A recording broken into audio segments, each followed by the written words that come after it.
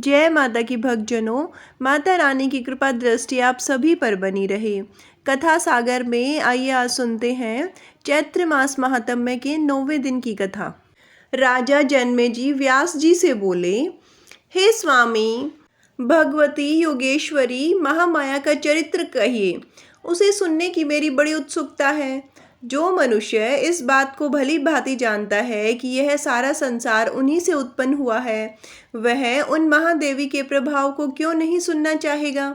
व्यास जी बोले, हे राजन सुनिए, मैं विस्तार के साथ वर्णन करूंगा।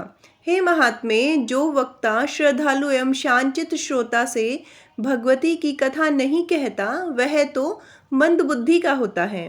हे राजन, प्राचीन काल की बात है, जिस समय भूतल पर महिषासुर नामक राजा राज्य करता था। उस समय देवताओं और दैत्यों की सेनाओं में भीषण युद्ध छिड़ गया।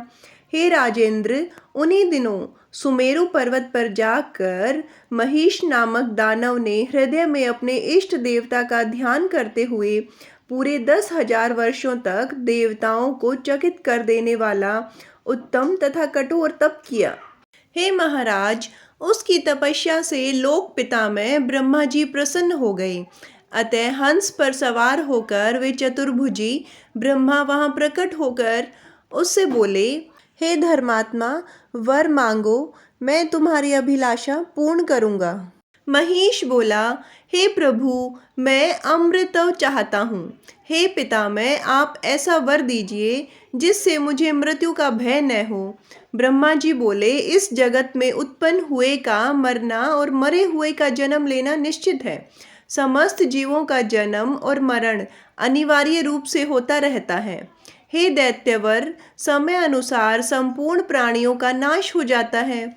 यहाँ तक कि बड़े बड़े पर्वतों एवं समुद्रों का भी नाश हो जाता है। अतः हे राजन, मृत्यु संबंधी अपनी यह धारणा छोड़कर दूसरा जो भी वर तुम्हारे मन में हो वह मांग लो। महिष बोला, हे पितामह, देव, दानव और मानव, इसमें किसी भी पुरुष से मेरी मृत्यु न हो। इस प्रकार जब पुरुष से मेरी मृत्यु नहीं होगी, तब भला कौन सी स्त्री मुझे मार सकेगी। अतः हे प्रभु, मेरी मृत्यु किसी स्त्री के हाथ होने का वरदान दीजिए, क्योंकि कोई अबला भला मुझे मारने में कैसे समर्थ हो सकेगी। ब्रह्मदेव ने कहा, हे दानवेंद्र, जब भी तुम्हारी मृत्यु होगी किसी स्त्री से ही होगी। हे महाभाग महिषासुर, पुरुष से तुम्हारी मृत्यु नहीं होगी। व्यास जी बोले, हे राजन, इस प्रकार उसे वरदान देकर ब्रह्मा जी अपने लोक को चले गए और वह दैत्य श्रेष्ठ महिषासुर भी प्रसन्न होकर अपने घर लौट आया। राजा बोले, वह महिषासुर किसका पुत्र था?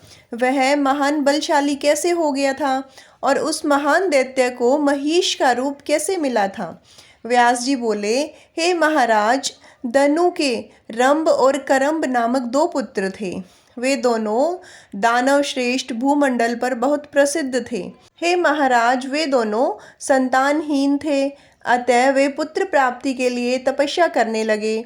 उनमें करम्ब ने पवित्र पंचनद के जल में डूबकर अनेक वर्षों तक कठोर तप किया और रंभ दूध वाले वट वृक्ष के नीचे जाकर पंच अग्नि का सेवन करने लगा। बहुत काल तक जब रंभ पंच अग्नि साधना करता रहा, तब यह जानकर इंद्र बहुत चिंतित हुए और वे उन दोनों दानवों के पास पहुंच गए। पंचनंद के जल में प्रविष्ट होकर इंद्र ने ग्राह का रूप धारण कर लिया और करम्ब को दोनों पैरों से पकड़ लिया। इस प्रकार वत्रासुर का वध करने वाले इंद्र ने करम्ब को मार डाला। तब अपने भाई का वध सुनकर रंभ अत्यधिक कुपित हुआ। उसने अपने हाथों से अपना सिर काटकर उसे अग्नि में होम कर देने की इच्छा की। तदुपरांत वह तत्काल अत्यंत क्रोध के साथ बाएं हाथ से अपने केश पास पकड़कर दाहिने हाथ में तीक्ष्ण तलवार लेकर जैसे ही अपना सिर काटने को उद्यत हुआ, तभी अग्निदेव प्रकट होकर उसे समझाने लगे। अग्निदेव उससे बोले, हे दैत्य, तुम अपना ही सिर काटना चाहते हो? तुम तो बड़े मूर्ख हो।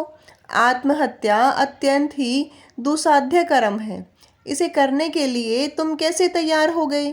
तुम्हारा कल्याण हो, तुम्हारे मन में जो हो वह वर मांग लो। मरो मत, मरने से तुम्हारा कौन सा कार्य हो जाएगा? व्यास जी बोले, अग्निदेव का सुंदर वचन सुनकर रंभ ने अपना केशपाश छोड़कर कहा, हे देवेश, यदि आप मुझ पर प्रसन्न हैं तो मुझे यही वांछित वरदान चाहिए कि मुझे तीनों लोकों पर विजय प्राप्त करने वाला तथा शत्रु सेना का विनाश करने वाला पुत्र प्राप्त हो। वह देवता, दानव तथा मनुष्य इन सभी से सर्वथा अजय हो। वह पराक्रमी, अपनी इच्छा अनुसार कोई भी रूप धारण करने में समर्थ तथा सभी लोगों के लिए वंदनीय हो। अग्निदेव ने उससे कहा कि जैसी तुम्हारी अभिलाषा है वैसा ही होगा। हे महाभाग, तुम्हें वैसा ही पुत्र प्राप्त होगा, किंतु अब तुम मरने का विचार छोड़ दो। हे महाभाग, जिस भी स्त्री के प्रति तुम्हारे मन में आसक्ति भाव आ जाए उसी से तुम्हें वह महाबलशाली पुत्र उत्पन्न होगा। व्यास जी बोले, हे राजन, अग्निदेव ने उससे ऐसा कहा। तब उसका मनमोहक वचन सुनकर दानव श्रेष्ठ रंभ अग्नि को प्रणाम करके वहां से चला गया और एक ऐसे स्थान पर जा पहुंचा जो रमणीक, स्मृतियों से संपन्न तथा यक्षों से घिरा हुआ था। वहां एक रूपवती तथा मदमत महिषी को देखकर वह दानव श्रेष्ठ किसी अन्य स्त्री को छोड़कर उसी पर आसक्त हो गया। वह महिषी भी उसे प्रसन्नतापूर्वक चाहती हुई तत्काल उसके साथ रमण के लिए तैयार हो गई। तत्पश्चात उसे अपने साथ लेकर रंभ ने मनोहर पाताल लोक में प्रवेश किया और वहां पर महिषों से अपने मनोकूल तथा प्रियतमा की रक्षा करता हुआ वह सुखपूर्वक रहने लगा। किसी दिन एक दूसरे महिष ने कामासक्त होकर उस महिषी को दौड़ा लिया। यह देखकर दानव रंभ स्वयं वहां आकर उसे मारने के लिए दौड़ा और उसके पास पहुंचकर अपनी रक्षा के लिए रंभ ने महिष पर कठोर प्रहार किया। तब उस महिष ने भी अपनी सींगों से रंभ पर शीघ्रता से प्रहार करना आरंभ कर दिया। उस महिष के द्वारा तीक्ष्ण सींगों से हृदय स्थल में गहरी चोट पहुंचाने के कारण रंभ शीघ्र ही मूर्छित होकर पृथ्वी पर गिर पड़ा और मर गया। पति के मर जाने पर अत्यंत शोकाकुल तथा भयग्रस्त वह महिषी वहां से भाग चली। वेग पूर्वक भागती हुई वह एक वट वृक्ष के नीचे पहुंचकर वहां रहने वाले यक्षों की शरण में जा पहुंची। वह बलशाली मदोन्मत्त महिष भी उसकी कामना करता हुआ उसके पीछे पीछे गया। यक्षों ने उस महिष से पीड़ित तथा भयभीत होकर रोती हुई उस महिषी को देख लिया और महिष को दौड़ता हुआ देखकर उस महिषी की रक्षा के लिए यक्ष वहां आ गए। अब उस महिष के साथ यक्षों का विकराल युद्ध होने लगा और अंत में बाण से आहत होकर वह महिष शीघ्र ही भूमि पर गिर पड़ा। तदंतर उन यक्षों ने परम प्रिय मृत रंभ को लाकर उसकी देह शुद्धि के लिए उसे चिता पर रख दिया। तब उस महिषी ने अपने पति को चिता पर रखा हुआ देखकर उसके साथ स्वयं भी अग्नि में प्रवेश करने का निश्चय किया। यक्षों के मना करने पर भी अपने प्रिय पति के साथ वह महिषी विकराल लपटों वाली अग्नि में प्रविष्ट हो गई। उसी समय एक महाबली महिष चिता के मध्य से प्रकट हो गया तथा अन्य शरीर धारण करके वह पुत्र प्रेमी रंभ भी चिता के मध्य भाग से निकल पड़ा। इस प्रकार रक्त बीज तथा महान बलशाली महिषासुर उत्पन्न हुए। तदंतर श्रेष्ठ दानवों ने उस महिषासुर का राज्याभिषेक कर दिया। हे नरश्रेष्ठ, इस प्रकार महिषासुर तथा पराक्रमी रक्त बीज उत्पन्न हुए। वह महिषासुर देवताओं, दानवों तथा मनुष्यों से अवध्य था, अर्थात वरदान के प्रभाव से देवता, दानव और मनुष्य महिषासुर का वध करने में असमर्थ थे। हे राजन, इस प्रकार मैंने आपको उस महिषासुर के जन्म तथा उससे संबंधित वरदान प्राप्ति का प्रसंग विस्तार पूर्वक बता दिया। व्यास जी बोले, इस प्रकार वरदान पाने के कारण अभिमान युक्त उस महाबली दानव महिषासुर ने राज्य प्राप्त करके संपूर्ण जगत को अपने अधीन कर लिया उसने समुद्र पर्यंत सारी पृथ्वी को अपने बाहुबल से जीतकर शत्रु समुदाय से रहित कर दिया तथा वह निर्भय होकर एक छत्र राज्य करने लगा। उसका सेनाध्यक्ष चिरक्षुर महापराक्रमी एवं मदमत था। ताम्र उसका कोषाध्यक्ष था जिसके पास 10,000 सैनिक थे। उस समय असीलोमा, त्रिनेत्र तथा बलोन्मत्त कालबंधक इन दानवों ने अपनी अपनी विशाल सेनाओं के साथ साग्रांत समृद्धशाली पृथ्वी को घेर कर राज्य स्थापित किया। जो पुराने नरेश थे वे भी अब महिषासुर को कर देने लगे। उसमें भी जो स्वामिनी थे और शास्त्र धर्म अनुसार जिन्होंने उसका सामना किया वे मार डाले गए। हे महाराज, संपूर्ण भूमंडल पर ब्रह्मांड लोक महिषासुर के अधीन हो गए और उन्हें यज्ञ भाग देने लगे। इस प्रकार एक छत्र राज्य स्थापित करके वरदान से गर्वित वह महिषासुर स्वर्ग पर भी विजय प्राप्त करने की अभिलाषा करने लगा। महिषासुर ने इंद्र के पास अपना एक दूत भेजा। उस दैत्यराज ने दूत को बुलाकर उससे कहा, हे वीर जाओ, हे महाबाहु तुम मेरा दूत कार्य करो।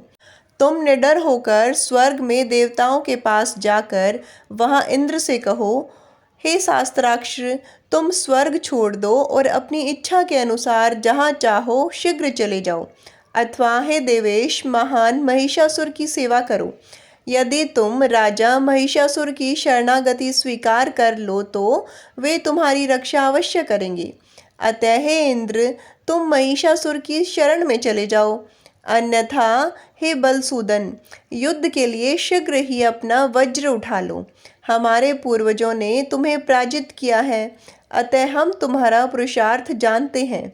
अहल्या के साथ अनाचार करने वाले तथा देव समुदाय के अधिपति हे इंद्र, मैं तुम्हारे बल से भली भांति परिचित हूँ। तुम मेरे साथ युद्ध करो अथवा जहाँ तुम्हारा मन करे वहाँ चले जाओ। व्यास जी बोले, हे नरश्रेष्ठ, दूत का वचन सुनकर इंद्र कुपित हो उठे।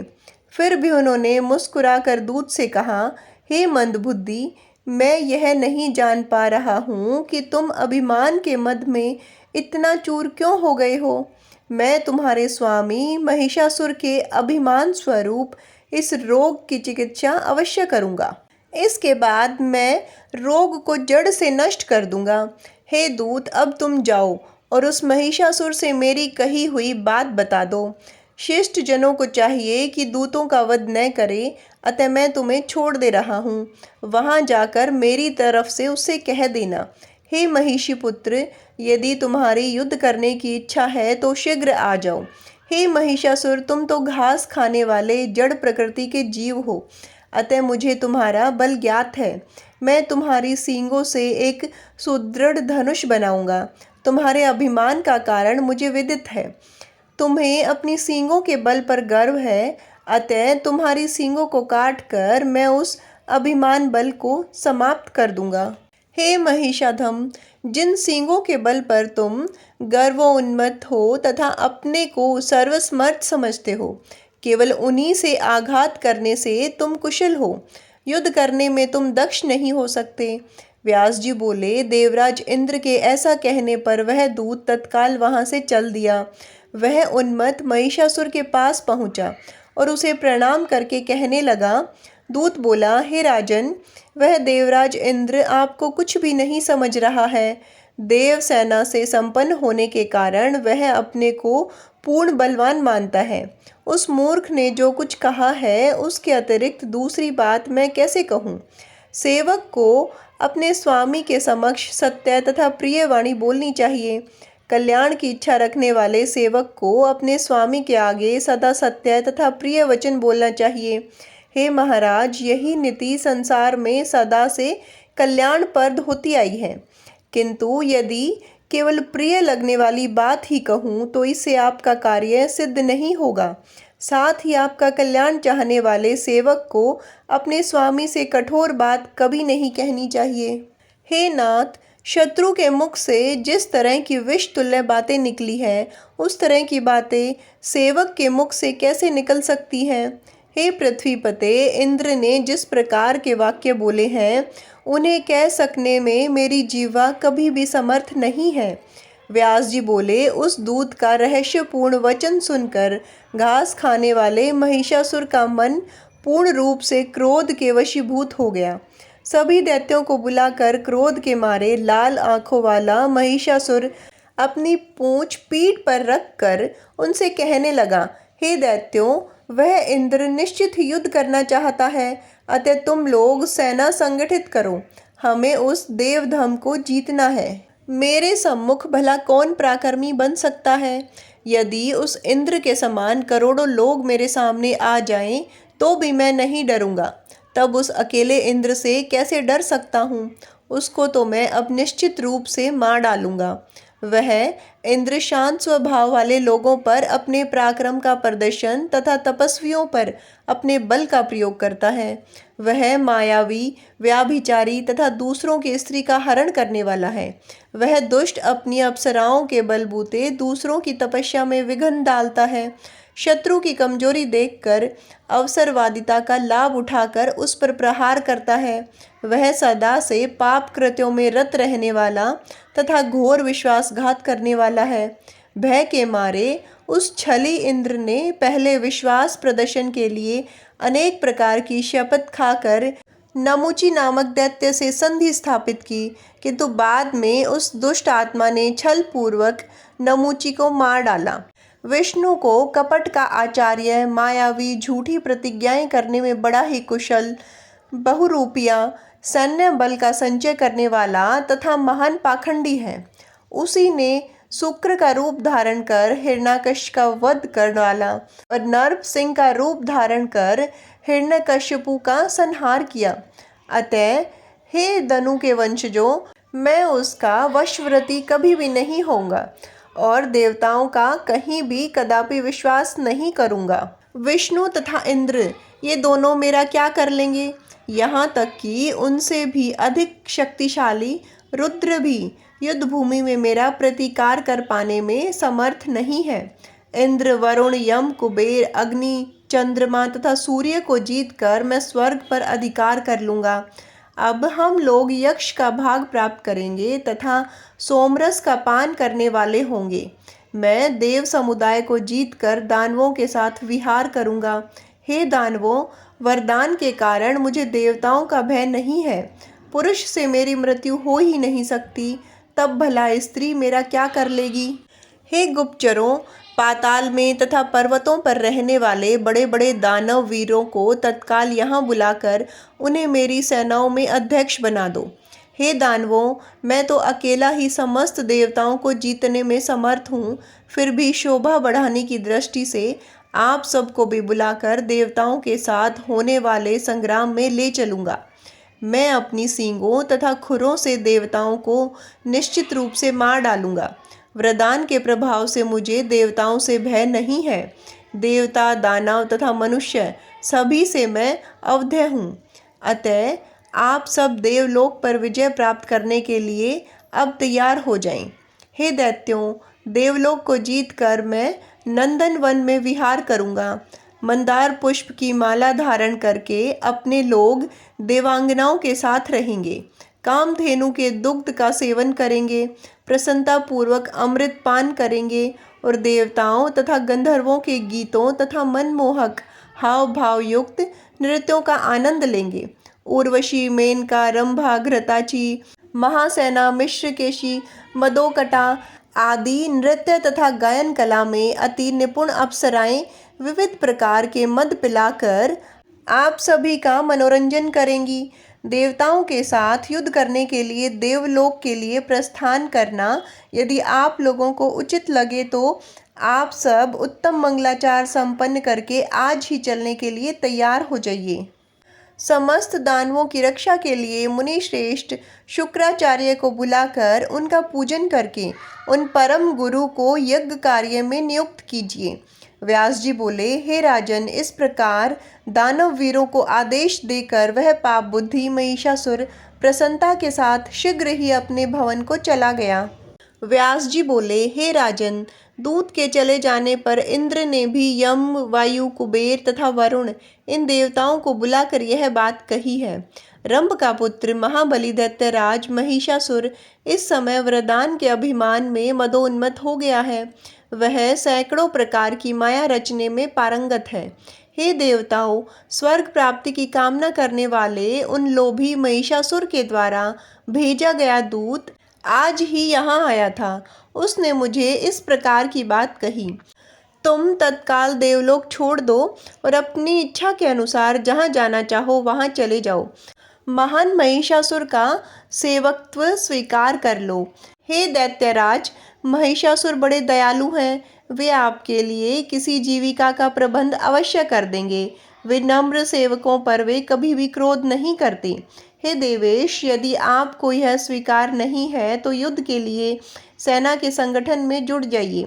मेरे वहां पहुंचते ही वे दैत्येंद्र महिषासुर देवलोक पर आक्रमण के लिए यहाँ शीघ्र आ पहुँचेंगे।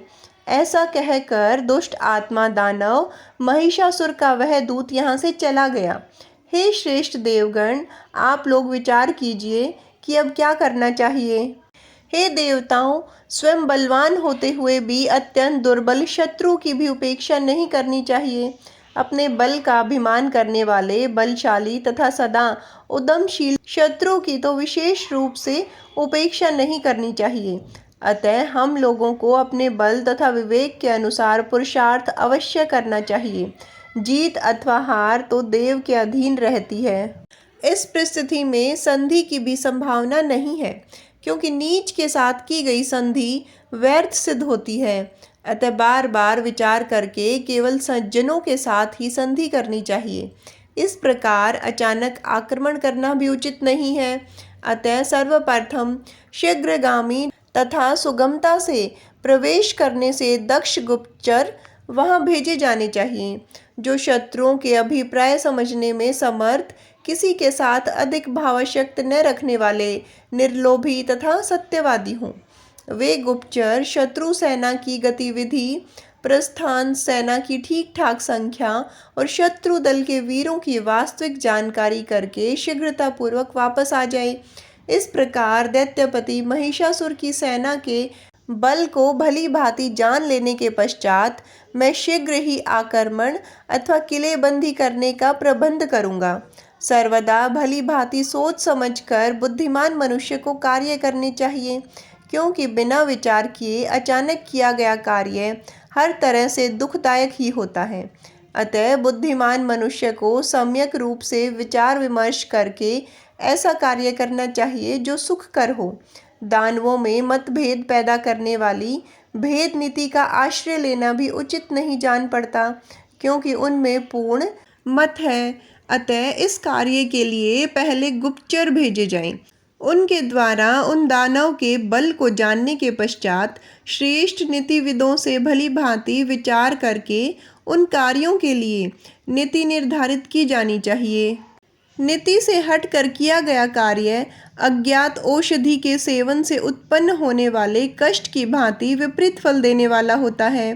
व्यास जी बोले, हे राजन, इस प्रकार उन सभी देवताओं से विचार विमर्श करके देवराज इंद्र ने शत्रु पक्ष के रहस्यों की जानकारी के उद्देश्य से एक कार्यकुशल गुप्तचर भेजा। उस दूत ने तत्काल पहुंचकर शत्रु पक्ष के सैन्य बल की जानकारी प्राप्त की और पुनः इंद्र के पास आकर उसे सब कुछ बतला दिया। शत्रु सेना की तैयारी के विषय में जानकर इंद्र को महान आश्चर्य हुआ और उन्होंने देवताओं को तैयारी में लगने की आज्ञा दे दी। तत्पश्चात मंत्रविदों में श्रेष्ठ देवगुरु बृहस्पति को बुलाकर इंद्र उनके साथ परामर्श करने लगे।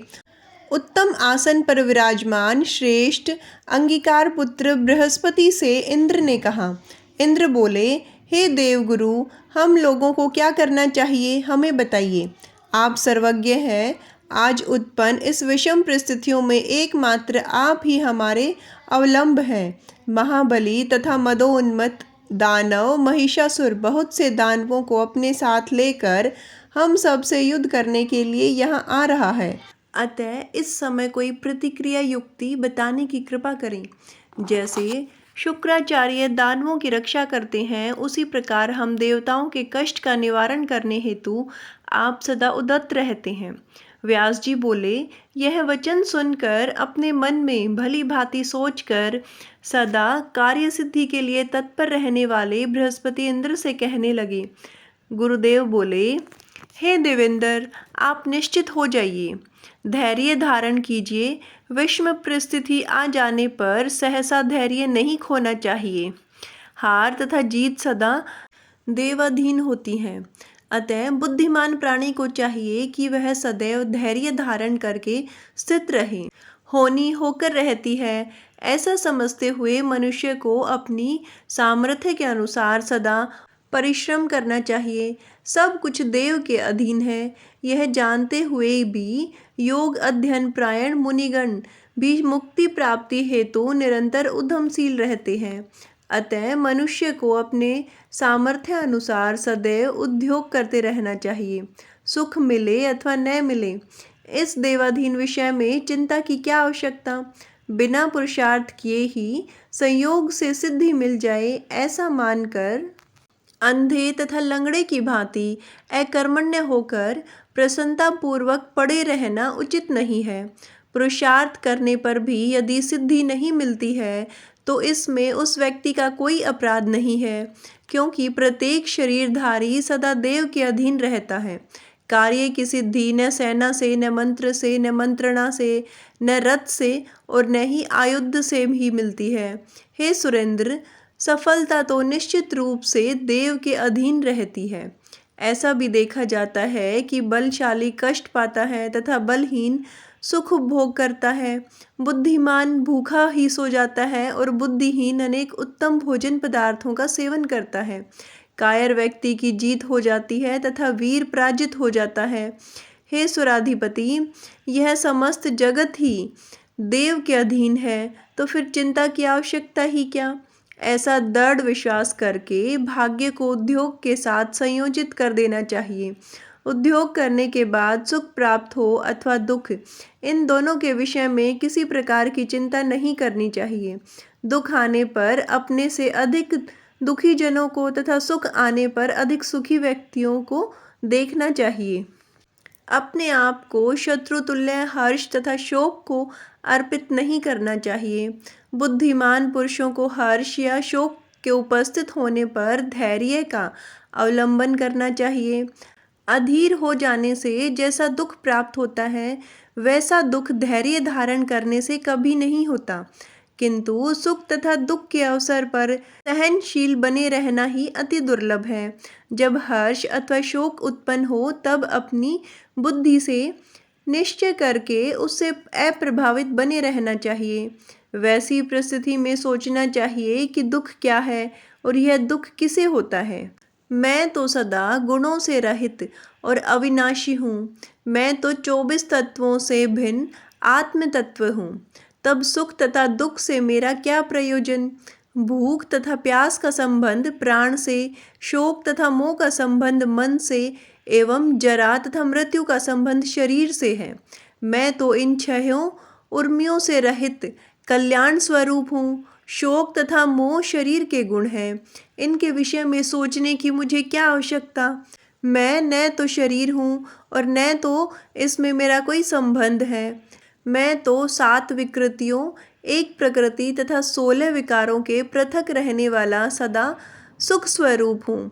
मैं न प्रकृति हूँ और न तो विकृति हूँ, तब मुझे दुख किस बात का।